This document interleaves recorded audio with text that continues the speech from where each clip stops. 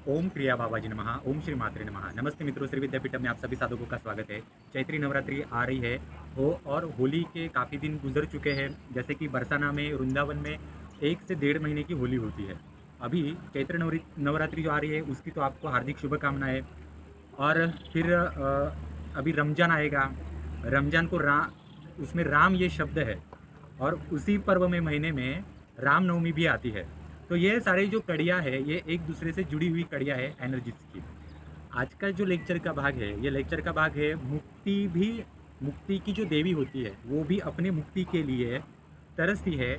और उसके बारे में एक कथा है वो मैं आपके सामने प्रस्तुत करना चाहता हूँ।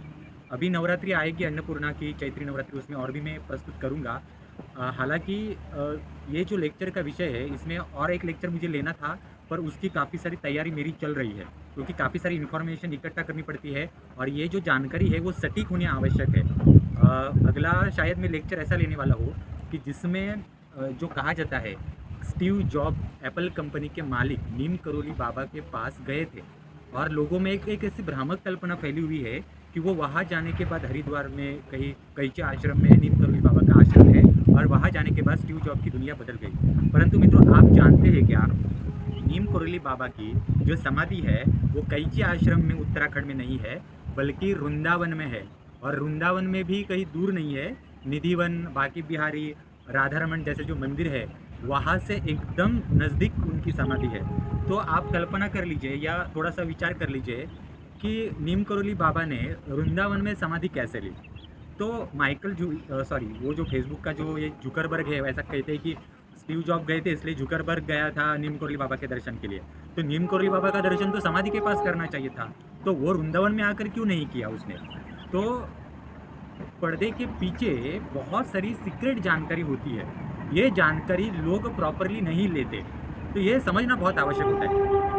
इसके बारे में जो लेक्चर एक है उसकी मैं तैयारी कर रहा हूँ और मैं जल्दी आपके सामने वो प्रस्तुत करूँगा कि स्टीव जॉब, राधा रानी, बरसाना, राधा कुंड, वृंदावन और राधा रानी का जो महल है उसकी एक हकीकत है और उसकी एक बहुत बड़ी स्टोरी है, वो मैं आपके सामने लाऊंगा। तो अभी हम जो स्टोरी ला रहे हैं वो मुक्ति देवी के विषय में है। मुक्ति देवी मतलब आप कल्पना कर लीजिए कि ये मुक्ति मतलब वो मोक्ष जिसे हम कहते हैं वो मोक्ष की देवी नहीं। मोक्ष की देवी जो है वो मेन है राधा रानी, अथवा जिसे हम सीधा अथवा आदि नारायणी हम कहते हैं। तो उसके अंडर आते हैं बगलामुखी लेवल के एनर्जीज और उसके अंडर आते हैं ललिता जैसे एनर्जीज, महाकाली जैसे एनर्जीज आते हैं। तो मुक्ति में भी अलग अलग स्टेप्स होते हैं, ठीक है। तो हमारे अर्थ पर हर चीज़ की एक मुक्ति होती है। जैसे अगर कोई प्राणी, पशु या कोई मनुष्य मृतावस्था में है, यानी अभी वो मरने वाला है या फिर कुछ मर गया है और प्रेत पिशाच के अवस्था में जी रहा है, और प्रेत पिशाच के अवस्था में वो आत्मा जीने के बाद उसको भी वो अवस्था त्याग कर आगे का जन्म लेना पड़ता है। तो एक अवस्था छोड़कर दूसरी अवस्था प्राप्त करनी होती है, उसको भी कहते हैं मुक्ति मिलना। मुक्ति मतलब एकदम से कोई वो मोक्ष वगैरह नहीं होता। तो ये सारी हर जगह पर बैलेंस करने वाली, संतुलन करने वाली या फिर ये सारी चीज़ों को देखने वाली भी कुछ एनर्जीज होती है, ठीक है। तो पशुओं से लेकर मनुष्यों तक, पेड़ पौधों तक, सब में भावनाएं होती है और सबको कहीं ना कहीं एक शरीर छोड़ के दूसरे शरीर में जाना होता है। तो ये सबके लिए रास्ते आसान नहीं होते। मुक्ति देवी का कैसा होता है कि कोई भी आत्मा अगर पशु में हो या मनुष्यों में हो या मृत्यु के बाद भी अदृश्य जगत में प्रेत पिशाच जैसी भी शक्तियाँ होती है, उनमें भी वो भी एक कह सकते हैं कि उनमें भी आत्मा ही होती है, उनको भी भावनाएं होती है। तो उनको भी अपना शरीर त्याग कर आगे बढ़ना होता है, नए शरीर, नए सफ़र की ओर, नए जीवन की ओर आगे बढ़ना होता है। अगर आपको एक ही कमरे में 1 साल तक बंद कर दिया जाए तो आप कल्पना कर लीजिए कि आपकी भावना कैसे हो जाएगी। आप खाली 1 घंटे भी एक किसी कमरे में बंद नहीं रह सकते। तो हमारा जो शरीर होता है, मानवीय शरीर, मृत्यु के बाद ना जाने इसके साथ क्या होगा हमारी आत्मा के साथ। हमारी आत्मा, किसी की आत्मा प्रेत का शरीर धारण करेगी, किसी का पितर का धारण करेगी, या भी किसी के घर के अगर रिश्तेदार तांत्रिक मांत्रिक हो तो आपको मरने के बाद आपकी आत्मा बंद करके किसी तांत्रिक के पास भी भेज सकती है। ऐसे बहुत सारे विषय होते हैं। तो हम ऐसे झिलमिला उठते हैं हर किसी के तड़प के लिए, हमें इस चीज़ से मुक्ति चाहिए, उस चीज़ से आगे बढ़ना है। तो इन सारी चीज़ों का काम जो होता है ये आता है मुक्ति देवी के पास। तो हर स्टेज की एक मुक्ति होती है। ललिता के पास होने वाली जो मुक्ति है वो अलग मुक्ति है। बगलामुखी के पास जाने वाली मुक्ति वो अलग है। अगर कोई भगवान शिव की प्रार्थना, अगर तपस्या कर रहा है तो वो जिस प्रकार की मुक्ति देंगे वो मुक्ति अलग है। और सृष्टि में एक दूसरी एक मुक्ति देवी होती है, जो उसका अपना एक अलग कार्य होता है। वो घूमती रहती है और उसे कोई दृष्टि शेप में कोई एनर्जी आती है और उसे लगता है कि इसको अभी आगे बढ़ाना चाहिए, तो उसके पास एक अधिकार होता है कि वो अपने अधिकार का उपयोग करके किसी भी आयाम में, किसी भी देवी देवता के अंडर कोई भी अधिकार किसी के ऊपर हो, वो उस टाइम उस आत्मा को मुक्त करके आगे के सफ़र के लिए उसको भेज सकती है। वो होती है मुक्ति देवी।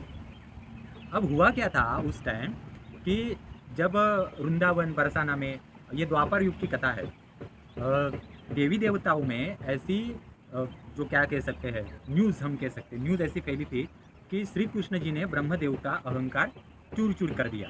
ये जो इन्फॉर्मेशन है काफ़ी सारी जगहों पर जानकारी फैल गई। तो मुक्ति देवी जो है, अब देखो देवी देवताओं को भी दुख होता है, ठीक है।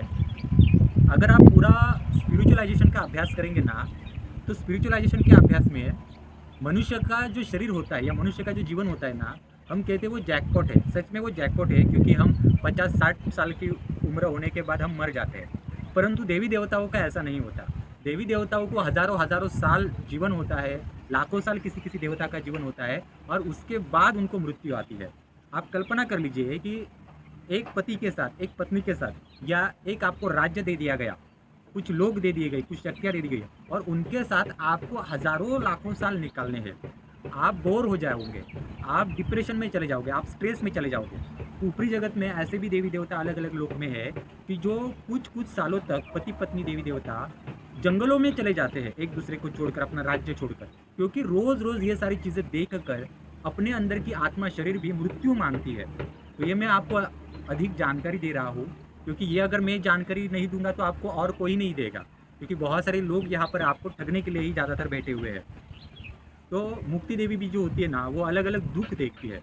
तो जब वो दुख देखकर उसको महसूस होता है कि मुझे भी मेरी मुक्ति आवश्यक है, तो उसके कान पे आता है कि ब्रह्मदेव को एक श्री कृष्ण आदि नारायण जो मूल अवतार है, वो उन्होंने जन्म लिया है और ब्रह्मदेव के साथ ऐसी ऐसी घटना हुई है।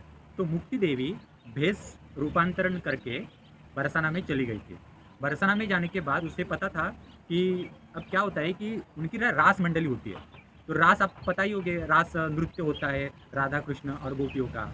तो ये जो रास होती है ना, इसमें भी 3 प्रकार होते हैं, वो भी 3 प्रकार की होती है। एक होता है नृत्य, दूसरा होता है झूलन, और तीसरा होता है शंतक। नृत्य मतलब आप समझ गए होंगे कि क्या एक प्रकार से अलग अलग प्रकार के नृत्य के तरीके होते हैं। झूलन मतलब जो झूला होता है, उस झूले के ऊपर राधा और कृष्ण बैठते हैं और अलग अलग प्रकार से झूला झूलते हैं। कहीं किसी किसी झूले के प्रकार में क्या होता है, राधा कृष्ण एक ही झूले के ऊपर बैठते हैं और एक लाइन से वो झूला झूलते हैं। कभी कभी राधा जी इस झूले पे ऊपर बैठती है और श्री कृष्ण जी अपोजिट साइड में झूलकर ऐसे झूला झूलते हैं। ऐसे अलग अलग प्रकार उसमें होते हैं। तीसरा जो प्रकार होता है वो शंतक प्रकार होता है। शंतक प्रकार जो रास मंडल में होता है, वो मतलब राधा कृष्ण निद्रा अवस्था में होते हैं और उस अवस्था में बीच में रहते हैं वो, और आसपास नृत्य चलता है गोपिकाओं का, सखियों का। शंतक नृत्य में भी प्रकार होता है। एक संतुष्ट निद्रा एक प्रकार होती है, दूसरी कृतांग निद्रा एक प्रकार होती है, तीसरा शुकांग निद्रा एक प्रकार होती है। शुकांग जो निद्रा होती है उसमें अलग अलग मुद्राएं होती है। एक ऐसी कोई मुद्रा होती है, उसमें निद्राधीन होते हैं राधा कृष्ण, और उसमें वो पूरा नृत्य चलता है। कोई होता है घोर निद्रा का एक नृत्य होता है। ऐसे काफ़ी सारे प्रकार है। मित्रों, रास मंडल जो है राधा कृष्ण का, इसके बारे में अधिक जो जानकारी अथवा ज्ञान या संशोधन होना चाहिए था, वो आज तक जितना होना चाहिए वो नहीं हुआ है, क्योंकि ये सबसे हायर लेवल का नॉलेज है, उसके आगे कोई नॉलेज ही नहीं है। आप ऐसी कल्पना कर सकते हैं। रास मंडल मतलब जैसा लोग सोच लेते हैं कि राधा कृष्ण कोई श्रृंगारिक वहाँ पर कुछ काम करते हैं, तो ऐसा बिल्कुल नहीं है। एक कोई नृत्य होता है, वो नृत्य मतलब क्या है कि आसपास की जो शक्तियाँ होती है वो संचलित होकर एक दूसरे के सानिध्य में एक नृत्य करती है। वो एक अलग ही प्रकार होता है। काफ़ी सारे लोग ने रास मंडल अथवा रास को अलग अलग नज़र से देखकर बदनाम करके रखा हुआ है। एक्चुअली इसके ऊपर संशोधन होना चाहिए। और रास मंडल ये जो सब्जेक्ट है, ये बगलामुखी के भी आगे का रिसर्च का भाग है मित्रों। तो हम मुद्दे पे आते हैं। मुद्दा मतलब मुक्ति देवी ने जब ब्रह्मा जी की कथा सुनी, तो ब्रह्मा जी की कथा सुनने के बाद वो अपना भेष रूपांतरण करके बरसाना में आई थी, और उनको सेंस आते हैं कि कहाँ रास होती है, तो उस जंगल में गई थी कि जहाँ रास होती है। तो वो जहाँ रास होती है वहाँ चली गई थी। तब श्री कृष्ण जी आ रहे थे।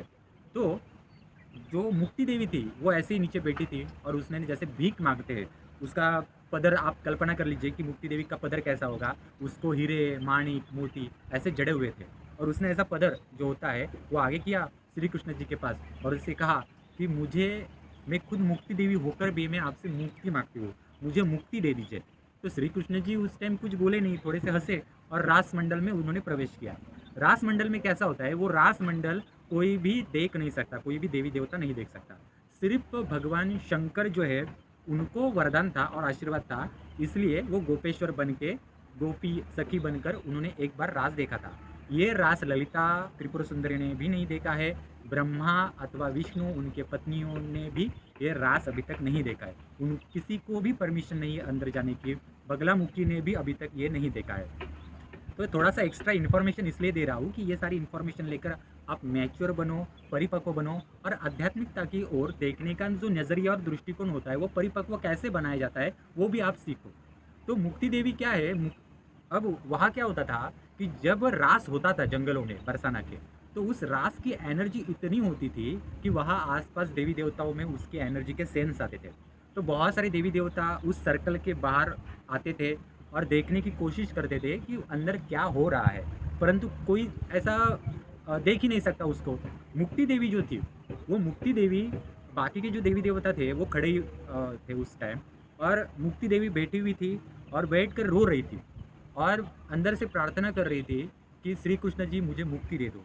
आप कल्पना कर लीजिए मित्रों कि अगर हम रोड से जा रहे, मैं अपनी बात बताता हूँ, मैं प्रयागराज में हर साल 1 महीना रहता हूँ, माघ मेला कुंभ मेला देखता हूँ। वहाँ अलग अलग प्रकार के लोग आते हैं, अलग अलग सानिध्य मिलता है लोगों का, और वहाँ पर इतनी गरीबी मैंने देखी है, इतनी अमीरी देखी है, अलग अलग प्रकार के भीख मांगने वाले लोग देखे हैं। बहुत सारी महिलाएं ऐसी होती है कि जो एक एक रुपए के लिए भी तरसती है। कुछ ऐसी लड़कियां होती है कि जिनके पैरों में चप्पल भी नहीं होती और कपड़े भी नहीं होते, खाने के लिए भी इनके पास कुछ नहीं होता। तो कल्पना कर लीजिए कि मुक्ति देवी ने अपने लाखों साल के जीवन में, ये जो देवी का खुद का शरीर होता है मुक्ति देवी का, उसने अपने लाखों साल के जीवन में कितने सारे दुख देखे होंगे, कितने सारे दर्द देखे होंगे। तो ये जो दर्द भी होता है ना, उससे भी मुक्ति चाहिए होती है आगे बढ़ने के लिए, और कितने समय तक आप ये सारी चीज़ें देखते जाओगे, ये भी सारी चीज़ें होती है। तो मुक्ति देवी नीचे बैठी थी और उसका पदर वैसा का वैसा ही था, ठीक है, क्योंकि वो एक प्रकार से श्री कृष्ण जी को देखकर भाव विभोर हो गई थी। अब श्री कृष्ण जी अंदर चले गए, तो जो सखियाँ थी, उन सखियों ने, गोपियों ने श्री कृष्ण जी से प्रश्न किया कि वो इतनी भावना विवश होकर आपसे मुक्ति के लिए प्रार्थना कर रही है, तो आप एक खड़ूस की तरह उनसे स्मित हास्य करके हंसकर आगे निकल गए। तो श्री कृष्ण जी ने वहाँ कुछ भी नहीं बोला। तो वहाँ रास मंडल शुरू हो गया। बाकी के जो देवी देवता रास मंडल के बाहर खड़े थे, बस मुक्ति देवी नीचे बैठी हुई थी। जब वो नीचे बैठी हुई थी तब वो नृत्य चल रहा था। अब नृत्य जहाँ पे चल रहा था, उस मिट्टी के ऊपर जो पैर थे वो श्री कृष्ण और राधा जी के पैर जो थे उस मिट्टी के ऊपर पड़े थे। उसी मिट्टी पर बाद में गोपियों का जब रास मंडल चलना शुरू हो गया और नृत्य चलना शुरू हो गया, तो नृत्य के कारण क्या हुआ कि जो मिट्टी थी वो उड़कर मुक्ति देवी के शरीर पर गिर पड़ी। क्योंकि मृत्यु देवी एक ऐसी देवी थी वो जो नीचे बैठी थी, बाकी देवियाँ जो थे ऊपर ऐसे खड़ी खड़ी होकर वो कुछ देखने की और सुनने की कोशिश कर रहे थे। तो वो जो धूल थोड़ी मिट्टी थी उसके पदर में गिर पड़ी और थोड़ा उसके शरीर पर गिर पड़ी, और तभी उसी समय मुक्ति देवी की मुक्ति हो गई। और वो जो मुक्ति देवी है बाद में गोलोक में अपना अलग रूप, अलग आइडेंटिटी से गोलोक में चली गई, और उसका अपना यानी अब उसका जो मुक्ति देवी का काम है वहाँ पर कोई दूसरी मुक्ति देवी आ जाएंगी। ये पहली वाली मुक्ति देवी चली गई मुक्त होकर गोलोक में। अब बाद में श्री कृष्ण जी ने अष्ट सखियों को और गोपियों को कहा कि ये इस तरह से था, इसलिए मैंने स्मित हास्य किया क्योंकि उसका समय आ चुका था। गोलोक ये वहाँ जाना जहाँ पर अष्ट सखियों का निवास होता है, अन्य सखियों का निवास होता है, वहाँ जाना बहुत मुश्किल बात है मित्रों। तो वहाँ ऐसा नहीं है कि कोई बाबा रोज़ हरे कृष्णा हरे रामा कर रहा है तो अचानक से गोलोक धाम मिल जाए। इतनी आसान चीज़ें नहीं होती मित्रों, क्योंकि आजकल तो आप कल्पना कर लीजिए इतने लोग महाभारत रामायण के भागवत की कथा करते हैं, संशोधन ही नहीं हो पाता। मोस्ट ऑफ दी महाभारत की कथाएं जो है वो लोगों ने कल्पना करके बनाई हुई है। उसके कैरेक्टर सही है पर कैरेक्टरों की जो कथाएं हैं वहाँ पर डाली हुई है वो इतने हज़ारों सालों में कुछ चीज़ें बदल के लोगों के सामने आई हुई है। तो हर विद्या, हर कथा के बारे में जितना संशोधन होना चाहिए वो हो नहीं रहा है। गोलोक धाम भी जो है उसके बारे में भी संशोधन होना बहुत आवश्यक है और ये रिसर्च का बहुत बड़ा भाग है मित्रों। तो ये हो गई मुक्ति देवी की एक कथा। तो हमारा यूट्यूब चैनल शेयर कीजिए, सब्सक्राइब कीजिए और मैं कोशिश करूँगा कि नेक्स्ट टाइम में स्टीव जॉब जी का जो नीम करोली बाबा के साथ कनेक्शन था, या स्टीव जॉब को एस्कॉन के प्रभुपादा है उन्होंने मार्गदर्शन किया। स्टीव जॉब ने गोवर्धन पर्वत के पास जो राधा कुंड है वहाँ पर क्या किया था, ये सारी बातें जो है मैं सोचूंगा कि अगले लेक्चर में बता सकूँ। थोड़ा सा संशोधन जारी है, एक प्रॉपर संशोधन होने के बाद, पूरी जानकारी मिलने के बाद मैं आपको बताऊंगा। इन सारी जानकारी के लिए मैं अष्ट सखियों का, राधा कृष्ण का, श्री स्वामी समर्थ महाराज और नागलोक के गुरुओं का मैं आभारी हूँ मित्रों। आपको श्री विद्यापीठम द्वारा कोई भी साधना करनी है, कोई भी कोर्सेज करना है, आप हमसे संपर्क कर सकते हैं, व्हाट्सएप ग्रुप में शामिल हो सकते हैं और डिस्क्रिप्शन बॉक्स में काफ़ी सारे कोर्सेज के लिंक दिए गए हैं, आप इन्हें भी देख सकते हैं। हम जो जानकारी देते हैं वो बाकी जगहों पर नहीं होती मित्रों। तो ज़रूर हमसे जुड़े और आगे बढ़िए मित्रों और हमारा चैनल सब्सक्राइब कीजिए।